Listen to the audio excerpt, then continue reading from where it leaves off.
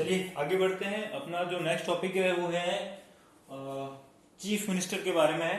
ठीक है ना। तो अब चीफ मिनिस्टर के क्या रोल वगैरह होते हैं, ठीक है, उसको ज्यादा हमें पढ़ने की भी इतनी कोई जरूरत नहीं है, क्योंकि हमने जो है प्राइम मिनिस्टर को पढ़ा है। तो एज एन प्राइम मिनिस्टर जो सेंटर के अंदर होता है यूनियन गवर्नमेंट में, उसी तरह जो आपके चीफ मिनिस्टर होते हैं कहाँ पे, स्टेट के अंदर। ठीक है ना। तो वही रोल है, वही वर्क है, फंक्शंस भी वही है और पोजीशन भी वही है। बस जो है थोड़ा कैरेक्टर का फर्क है, क्योंकि वो यूनियन के अंदर है और ये स्टेट के अंदर है। ठीक है ना। तो ये फिर भी एक बार जो है इसको मैं पढ़ देता हूँ। कोई भी इश्यू हो तो आप मुझे पूछ लेना।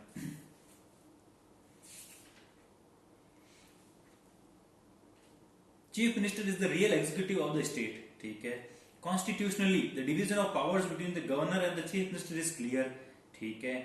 The governor makes the final decision in relation to his own discretionary powers and the chief minister makes the final decision in all other matters. यहाँ पे थोड़ा डिफरेंट है कि चीफ मिनिस्टर जो है बाकी जितनी डिसीजंस वगैरह है उसमें अपना पूरा फेवर लेते हैं, अपना पूरा जो है अपने हिसाब से करते हैं। पर डिस्क्रिशनरी पावर जो है, अगर स्टेट की बात हो तो वो डिस्क्रिशनरी पावर्स क्या होते हैं, प्रेसिडेंट में सेम है, गवर्नर के भी सेम है। तो उस वक्त जो है गवर्नर जो थोड़ा अलग हो जाता है चीफ मिनिस्टर से सोच में, वो वहां पे चीफ मिनिस्टर थोड़ा अलग होता है। बाकी हर चीज जो उनको चीफ मिनिस्टर से पूछनी पड़ती है।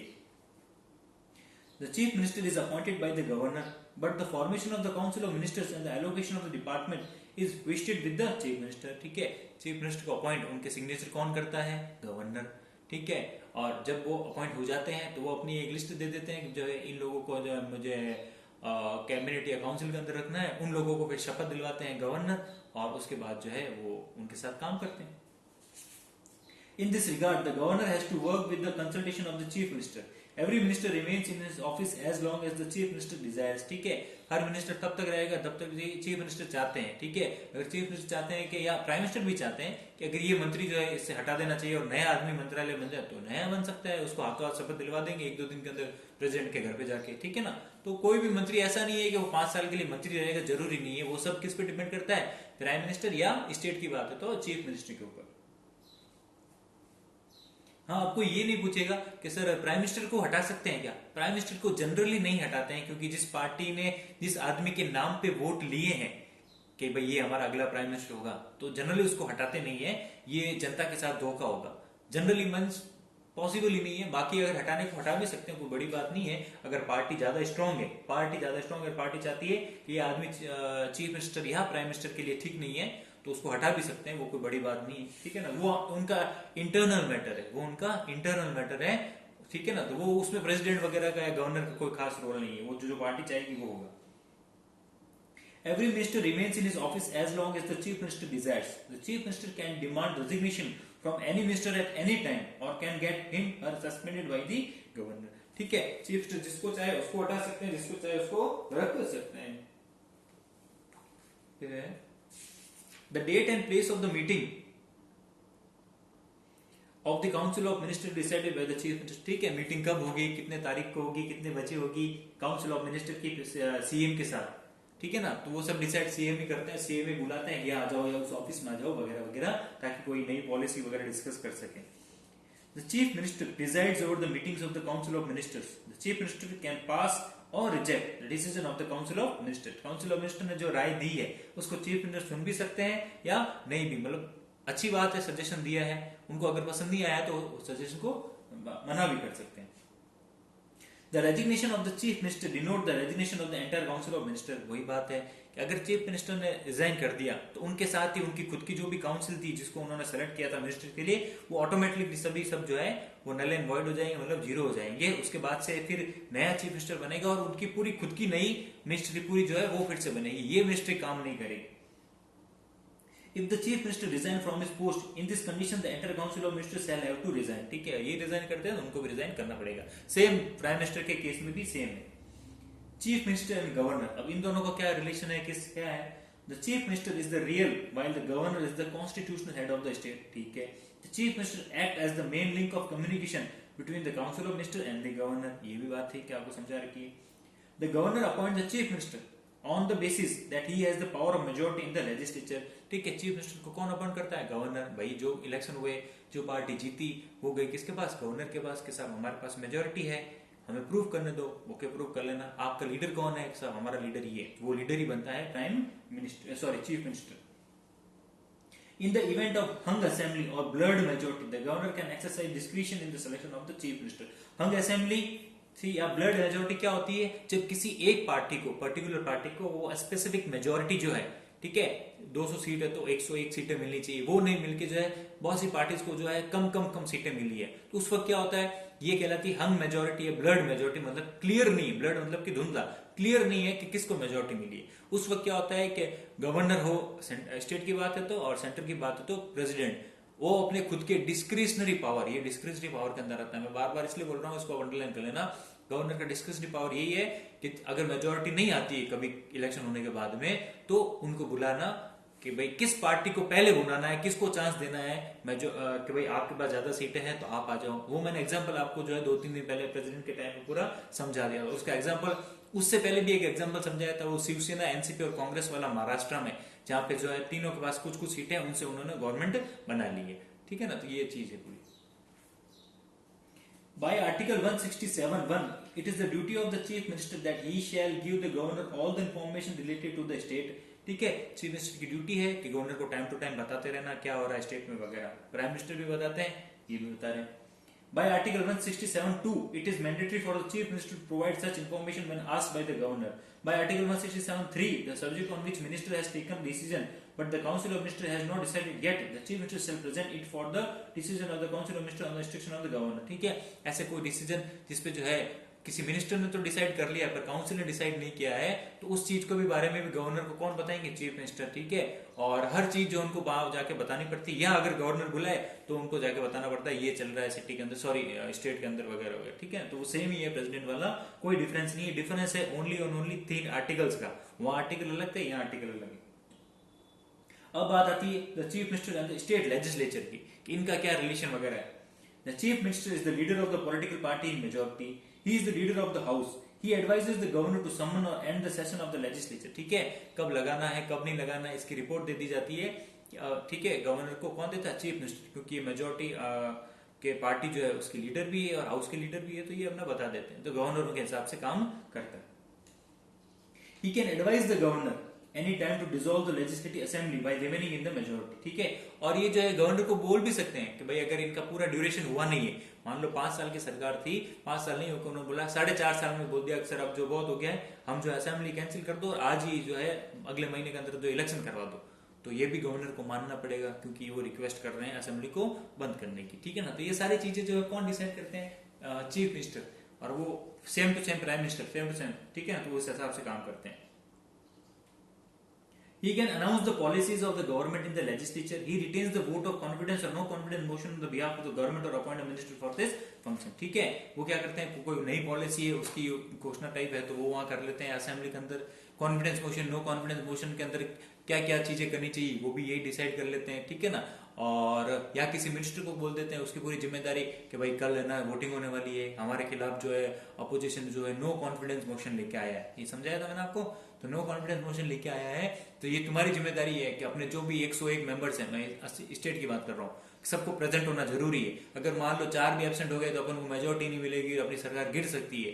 ठीक है ना, तो ये सारी चीजें चीफ मिनिस्टर की ड्यूटी होती है फुलफिल करने की, भाई जो है सरकार बनी रहे।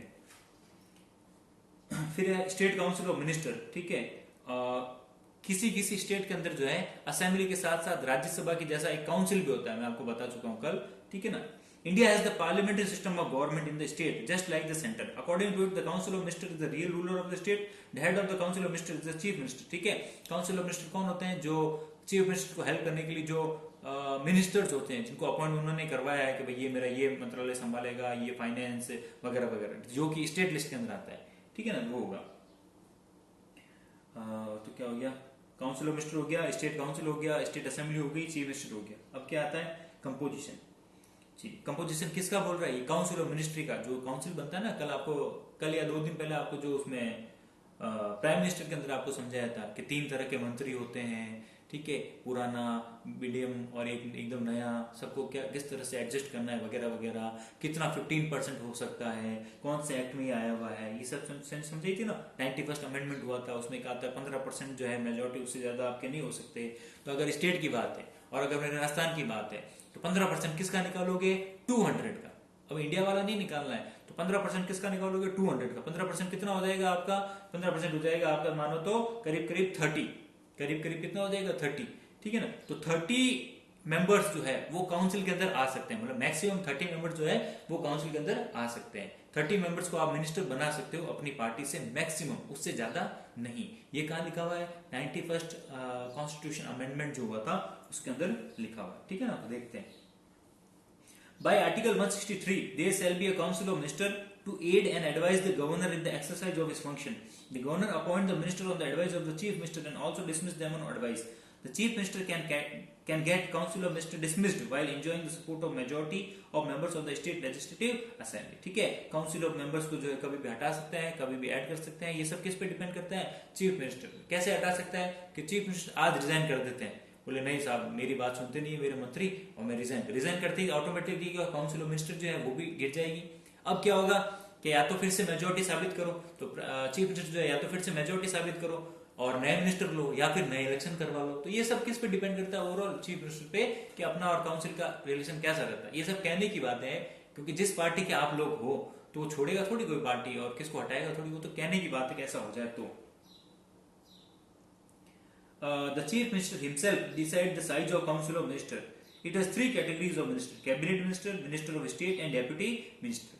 Sometimes parliamentary secretaries are also appointed. All of them should be the member of the legislature, and if not, they should become elected to the legislature within a period of 6 months. हर आदमी जो है, जो भी मंत्री बना है, उसको 6 महीने के अंदर अंदर जो है, या तो वो ऑटोमेटिकली चुनाव जीत के आया तो मेंबर है, अगर मेंबर नहीं है तो 6 महीने के अंदर उसको मेंबर बनना पड़ेगा, ठीक है।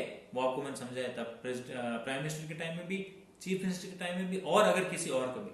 कहने का मतलब ये है कि अगर आप प्राइम मिनिस्टर हो या कोई चीफ मिनिस्टर हो, ठीक है, और आपको लगता है आपकी पार्टी ने जो है 100 सीट जीत ली है, उन 100 सीटों के जीतने के बाद भी आपको लगता है कि यार एक आदमी जो है ये XYZ है, ये अगर मेरे कैबिनेट में होता या मेरी काउंसिल ऑफ मिनिस्ट्री में होता ना तो मुझे बहुत हेल्प मिलती, क्योंकि ये बहुत क्या सकते हो अच्छा आदमी या माइंडेड आदमी है, और उसने कोई इलेक्शन नहीं लड़ा है, तो उस आदमी को भी आप मिनिस्टर बना सकते हो।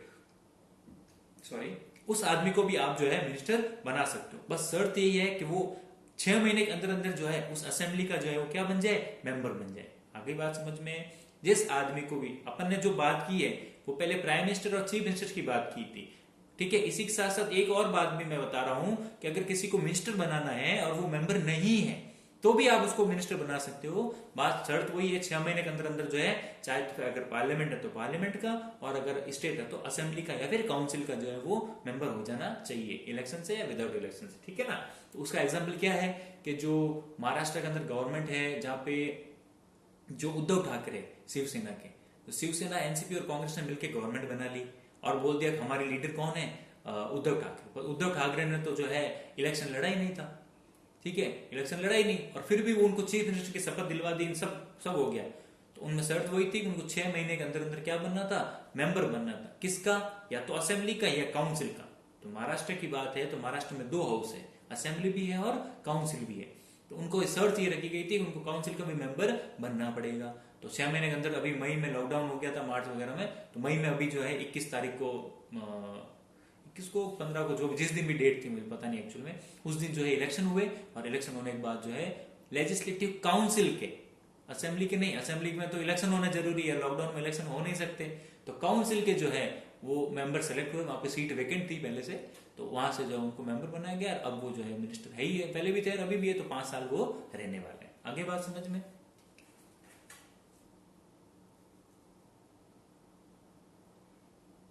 The chief minister divides the portfolios of the minister. Initially, the ministers are selected from among the members of the legislature.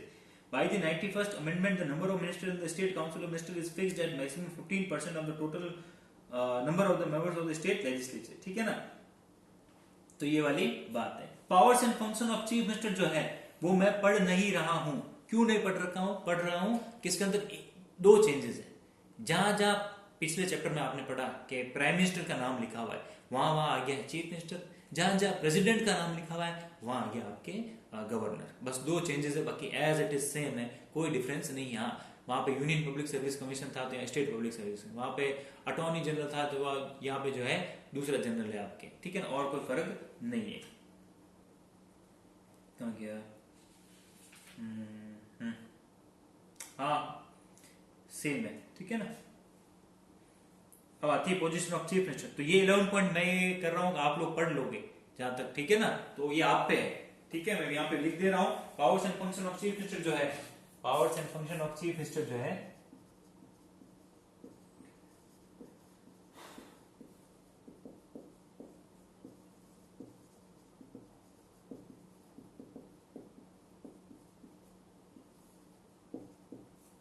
Powers and function of chief minister जो है वो आपको खुद से ही जो पढ़ना है, ठीक है। फिर भी समझ में नहीं आया तो बोल देना, वैसे सेम एज इट इज। और इसका तो आपने प्राइम मिनिस्टर वाले का तो क्वेश्चन का आंसर भी लिखा होगा जो मैंने ग्रुप में प्रोवाइड करवा दिया था, तो आप कर लेना, ठीक है। चलिए आगे चलते हैं। पोजीशन ऑफ चीफ मिनिस्टर, वैसे वो प्राइम मिनिस्टर में पढ़ चुके हैं, फिर भी पढ़ देता हूँ। Chief minister is the actual head and administrator of the state. He select the member of his cabinet. He allot different department to them. He can remove any minister from his office or can also make necessary changes in the department of his ministries. It is his duty to ensure the principle of collective liability in the cabinet. Collective liability मतलब सबका सम्मिलित उत्तरदायित्व है सरकार के प्रति. He acts as a link between the state council of ministers and the governor and between the state legislature and the governor. ठीक है, तो गवर्नर असेंबली है या काउंसिल है उसके और गवर्नर के बीच में जो है लिंक रहते हैं कौन, चीफ मिनिस्टर, वहां की सारी डिटेल्स वगैरह इनको देनी पड़ती है, ठीक है ना। अब जो है इस चैप्टर का जो अपना लास्ट टॉपिक है वो है अपना लोकल सेल्फ गवर्नमेंट, ठीक है। इसके अंदर आपको जो है कुछ कमिटीज के बारे में, एक 73rd कॉन्स्टिट्यूशन अमेंडमेंट के बारे में और एक 74th कॉन्स्टिट्यूशन अमेंडमेंट जो है उसके बारे में हमें पढ़ना है, ठीक है ना। तो अभी देख लेते हैं इसके साथ साथ ही क्या होता है क्या नहीं होता है, ठीक है ना। बेसिकली इसके अंदर क्या दे रखा है मैं वो चीज आपको पूरी डिस्क्राइब कर देता हूँ।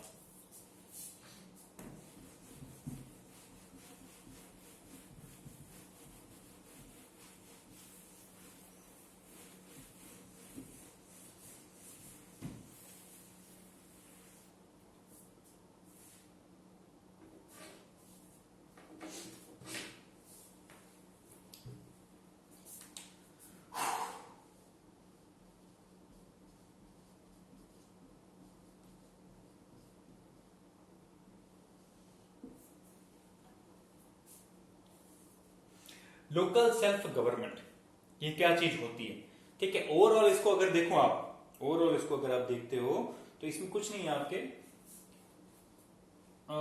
डेमोक्रेसी को या डिसीजन टेकिंग पावर को अपेक्स लेवल से लेके ग्राउंड लेवल तक, एपेक्स लेवल से लेके ग्राउंड लेवल तक पहुंचाना, ठीक है। और उस पहुंचाने के लिए क्या किया गया है, हमारे जो डीपीएसपी जो है, ठीक है, उसके अंदर लिखा हुआ है पार्ट 4 के अंदर जो है आर्टिकल 36 से लेकर आर्टिकल 51 तक जो है उसके अंदर ये लिखा हुआ है, आर्टिकल 40 में लिखा हुआ है ये, ठीक है ना, कि भाई स्टेट जो है वो ट्राई करेगी कि क्या होगा कि पंचायत तक, विलेजेस तक जो है वो गवर्नमेंट जाए, विलेजेस तक जो है वो डिसीजन मेकिंग प्रोसेस जाए। मतलब विलेज लेवल के लोग भी जो है वो हमारे डेवलपमेंट के लिए, हमारे वेलफेयर के लिए जो है कुछ कंट्रीब्यूट कर सके उनके स्पेसिफिक एरिया के अंदर। और इस चीज को कहते हैं कि जब पावर जो है, आपका चैप्टर भी आएगा जो फर्स्ट वाला है पार्ट, उसके अंदर पावर जो है ऊपर से लेके, ठीक है, अपर पार्ट से लेके नीचे ग्राउंड लेवल तक जाना, ठीक है, उस चीज को कहते हैं डिसेंट्रलाइजेशन। मतलब कि जो शक्ति जो है, पावर जो है वो एक आदमी के हाथ में नहीं रह के डिफरेंट डिफरेंट स्टेजेस के हिसाब से लेके जो है पूरी तरह बट जाए। उससे क्या होगा कि जो डिसीजन होंगे वो और ज्यादा अच्छे होंगे और ज्यादा स्पेसिफिक होंगे, और जहां पे खर्च करना है या जहां जिस चीज के लिए कोई लॉ बनाना है, ठीक है, उस चीज के लिए वो बन सके। तो दो वर्ड होते हैं, एक तो होता है आपके सेंट्रलाइजेशन, एक होता है आपका सेंट्रलाइजेशन। इसमें क्या होता है कि सारी पावर किसके हाथ में रख लेनी, खुद के हाथ, सारी पावर किसके हाथ में रख लेनी, खुद के हाथ में। और एक होता है डिसेंट्रलाइजेशन, पावर को जो है डिफरेंट डिफरेंट पार्ट्स में, डिफरेंट डिफरेंट कैटेगरीज में, डिफरेंट डिफरेंट स्टेप्स में बांट देना, ठीक है, जिससे क्या हो कि पूरा पावर एक के हाथ में नहीं हो, कि सबके साथ में हो, तो सबका साथ सबका विकास वाला जो कॉन्सेप्ट है, ठीक है, गुड गवर्नेंस टाइप का, वो प्रॉपर हो सके, ठीक है। तो ये बात होती है इसकी। अब बात करते हैं फिर से डीपीएसपी में। तो डीपीएसपी में ये लिखा हुआ है कि ऐसी चीज होनी चाहिए, ठीक है, कोई बात नहीं। इस चीज को देखते हुए 1959 में राजस्थान का एक डिस्ट्रिक्ट है नागौर, वहां पे एक बगदड़ी करके विलेज, वहां पे पहली बार जो है पंचायत सिस्टम जो है, पंचायती राज सिस्टम जो है, जो डीपीएसपी में लिखा हुआ था, समझ रहे हो, डीपीएसपी में जो लिखा हुआ था वो स्टार्ट किया गवर्नमेंट ने, वो स्टार्ट किया गवर्नमेंट ने, वहां के लोगों ने। उसका इनॉग्रेशन करने के लिए पंडित जवाहरलाल नेहरू जो हमारे प्राइम मिनिस्टर थे वो आए थे यहाँ पे इस गांव में नागौर राजस्थान, ठीक है, ये बात है। और भी उसके बाद में फिर तमिलनाडु में, आंध्र प्रदेश वगैरह में जो है तालुका बना के डिफरेंट डिफरेंट विलेजेस में बहुत किए गए, पर इसको अभी तक कॉन्स्टिट्यूशनल जो है वो रिकमेंडेशन नहीं था। कहने का मतलब ये है कि ये कोई कॉन्स्टिट्यूशन में लिखा हुआ नहीं था कि करना ही है। डीपीएसपी में क्या होता है, गवर्नमेंट के लिए एडवाइस है, आपको ये करना चाहिए। वहीं अगर फंडामेंटल राइट्स की बात करें तो उसमें लिखा हुआ है करना ही पड़ेगा, ठीक है। तो कॉन्स्टिट्यूशन में ये कहीं नहीं लिखा हुआ था ऐसा जरूरी है, ठीक है ना, बस इतने में इसमें लिखा हुआ था कि करना चाहिए। तो उसको देखते हुए कितना चेंज करना है, किस लेवल का चेंज करना है, जो डीपीएस में लिखा हुआ था पंचायती वाला सिस्टम, इसमें ही आप समझना, ठीक है। तो उसको चेक करने के लिए, उसका रिव्यू करने के लिए भाई किस लेवल तक करना है, कौन से पार्ट होंगे, कितने पार्ट होंगे, 2 पार्ट होंगे, 3 पार्ट होंगे। 2 पार्ट कैसे, एक आपको बताओ तो होता पंचायत लेवल पे पंचायत समिति, एक फिर वो जो है डिस्ट्रिक्ट सॉरी पंचायत, एक होता है आपके जो गांव विलेज पंचायत, ग्राम पंचायत जिसको बोलते हैं, एक होती है पंचायत समिति जो छोटे छोटे विलेजेस के ऊपर एक बड़ी होती है, और पंचायत समिति के ऊपर होती है परिषद जिसको बोलते हैं जिला परिषद, अरे एक होता है जिला परिषद, ठीक है, एक होती है पंचायत समिति और एक होती है ग्राम या विलेज पंचायत, ठीक है, जो आजकल चलती है। अभी यही चल रहा है ना, 3 तरह के जो आपके इलेक्शन होते हैं, आप सरपंच को चुनते हो, सरपंच आगे जाके जो है फिर वो प्रधान वगैरह को चुनते हैं, प्रधान फिर वो जो है जिला परिषद के जो मेन हेड है उनको चुनते हैं, ठीक है। तो इसमें क्या होता है, 9th क्लास के अंदर ये पूरा टॉपिक है, इसमें आपको डिटेल में नहीं जाना। तो ये बात है। तो इस 1959 के बाद में से लेके टाइम टू टाइम, 1959 के बाद से लेके टाइम टू टाइम जो है डिफरेंट कमिटीज बनी। वो कमिटीज क्यों बनी, वो कमिटीज इसलिए बनी कि जो पंचायती सिस्टम जो है लोकल सेल्फ गवर्नमेंट वाला, वो कितने लेवल का होगा, 3 लेवल होंगे, 2 लेवल होंगे या 1 लेवल होगा, कैसे सरपंच बनेंगे, कौन क्या बन सकता है, वार्ड पंच क्या होंगे, कौन वोट देगा, गांव कितना बड़ा होगा, ठीक है। उसके ऊपर फिर वो पंचायत समिति कौन होगी, वुमेन्स को क्या होगा, रिजर्वेशन वगैरह, ठीक है। जिला परिषद में कौन लोग होंगे, किस तरह से इन्वॉल्वमेंट होगा, जनता जुड़ पाएगी नहीं जुड़ पाएगी, ये सारी चीजें करने के लिए जो एक कमेटी बनी थी, डिफरेंट डिफरेंट कमिटीज, ठीक है। तो Ashok Mehta committee, LM Singhvi committee, Thungon committee, वो जो है इस तरह की बहुत सी कमिटीज बनी थी। आपकी किताब में 4 कमिटीज के बारे में दिया हुआ है, उसके मेजर 1-2 रिकमेंडेशन आपको बताया मैं, ज्यादा कुछ नहीं, ठीक है।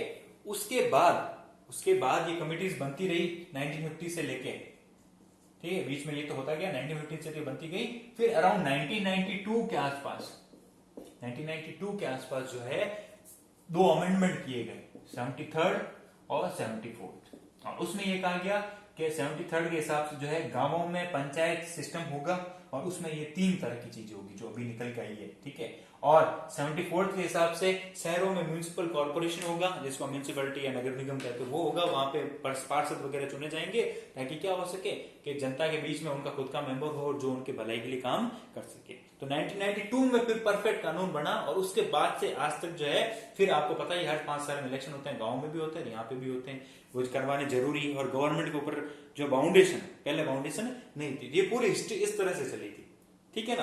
तो कोई ये नहीं कहेगा फिर सब उस टाइम तो पंचायती जरूरी नहीं थे, ये खुद के सेल्फ से या विल से किया था कि हम ऐसा करते हैं, क्योंकि उसमें लिखा था और गवर्नमेंट चाहती कर सकते हैं, और वो राजस्थान में नहीं हुआ था या इसी जगह हुआ था, ठीक है ना, विलेज नहीं पाता, इसलिए ये पूरा मामला है। अब देख लेते हैं इसको आगे।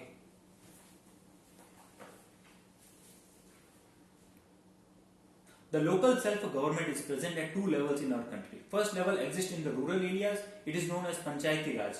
And second is urban local government. ठीक है, local जो है 2 है, ये तो गाँव में और शहरों में। Local government existed in India since the ancient time. पुराने जमाने में भी था. Its ideals could be seen under the Chola administration. ठीक है, हिस्ट्री में अगर आप पढ़ो 10th क्लास में आपने पढ़ा होगा कि चोल एडमिनिस्ट्रेशन जो है उसके अंदर लोकल सेल्फ गवर्नमेंट के बारे में जो है, पंचायती राज सिस्टम के बारे में कुछ चीजें दी गई है, उस वक्त चला करता था, ठीक है ना। The prominent historian Altekar has termed Indian villages as small republic. उस तक जो है किताब लिखने वाले थे एल्टकर, उन्होंने कहा है कि इंडियन विलेजेस में जो है इस तरह के सिस्टम पाया गया है जो आजकल का जो ये लोकल सेल के पंचायती सिस्टम कहलाता है उस वक्त भी था, और उस वक्त उनको रिपब्लिक कहा जा सकता है, रिपब्लिक या गणराज्य कहा जाता था। After independence in 1957 Balwant Rai Mehta committee was formed. सबसे पहले जो है इंडिपेंडेंट के बाद में इस चीज के लिए कौन सी कमेटी बनी थी? बलवंत राय मेहता, उसको अंडरलाइन कर लो, was formed which recommended that 3-tier panchayat system in the entire area। उन्होंने कहा था कि 3 लेवल के पंचायत राज सिस्टम, 3 लेवल आपके सामने लिखे हैं, विलेज, पंचायत समिति और जिला परिषद, इस तरह की चीजें होनी चाहिए, मतलब 3 तरह का होना चाहिए विलेज का जो भी अपना ये गवर्नमेंट का फंक्शन है वो, ठीक है ना। किसने कहा था? बलवंत राय मेहता ने। कब कहा था? 57 में। Rajasthan was the first state to apply this recommendation. और ये जो कमिटी बनी थी, इस कमिटी में जो रिकमेंडेशन मतलब जो इन्होंने लिखा था उसको अप्लाई करने के लिए, उसको अप्लाई करने वाला राजस्थान पहला राज्य था। हाँ, ऑन 2 अक्टूबर 1959, 2 अक्टूबर में आपको पता है गांधी जी की जयंती होती है, तो 1959 में it was launch by the then prime minister in Nagaur district. ठीक है, इसने नागौर लिखा है, मेन गांव का नाम नहीं लिखा है, तो कोई बड़ी बात नहीं। In decade of 1960 panchayati raj was applied in the several state of the country. उसके बाद से मैंने आपको ये बताया डिफरेंट स्टेट में भी और अप्लाई किया गया, but there was no uniformity between number of levels in this institution formed by state and their tenure, ways of election etcetera. ठीक है, पर कोई फिक्स नहीं था, 3 लेवल का होगा, 2 लेवल का होगा, हर राज्य ने अपने हिसाब से जो उसको अप्लाई किया, हर कोई 3 साल का करता था, कोई 5 साल का ड्यूरेशन करता था, तो कितने लेवल वगैरह सबको डिसाइड मतलब बराबर नहीं था भाई। अगर एक राइट देर का है तो पूरे इंडिया में एक जैसा होना चाहिए था, एक जैसा नहीं था। बलवंत राय कमेटी के हिसाब से जो रिकमेंडेशन हर स्टेट अपने हिसाब से लागू कर दी। क्यों कर दी? क्योंकि कॉन्स्टिट्यूशन पे कहीं पे भी ये नहीं लिखा हुआ था कि सबको बराबर करना। ये कब लिखा गया? 1992 में। अब आपको क्लियर हो गया होगा। Rajasthan adopted the 3-tier panchayat system in the same form as was suggested by the Mehta committee. जो बलवंत राय मेहता कमेटी ने जो भी रिकमेंडेशन थी एज इट इज उसको अप्लाई किया था राजस्थान ने। उसने कहा था 3 होना चाहिए, राजस्थान ने भी 3 टाइप की चीज की, ये 3 लेवल की पंचायत सिस्टम या लोकल सेल्फ गवर्नमेंट बनाई। क्यों बनाई? क्योंकि बलवंत राय मेहता जो थे वो राजस्थान के ही थे, ठीक है ना, तो इसीलिए बनाई। तो ये गवर्नमेंट तो पूरे इंडिया के लिए थी, पर वो अपने हिसाब से अपन। उसके बाद में committees constituted for reforms in Panchayati Raj system. ठीक है, और पंचायती राज सिस्टम में जो है और डिफरेंट कौन सी मेजर कमिटीज बनाई गई है उसको हम एक बार देख लेते हैं। ठीक है, तो ये वाली जो वीडियो वो नेक्स्ट में करने की कोशिश करेंगे। ठीक है।